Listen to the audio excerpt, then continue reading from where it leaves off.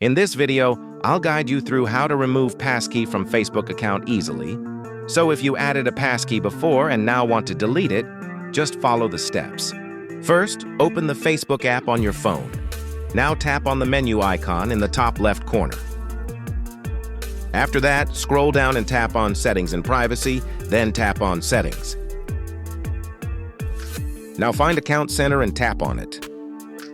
Inside Account Center, tap on Password and Security. Now look for the option called Passkey and tap on it. Here you will see the passkey connected to your device. Now, simply tap on Remove.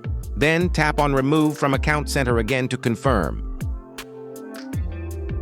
Now enter your Facebook password, then tap on Continue. And that's it. Your Facebook passkey has been removed successfully.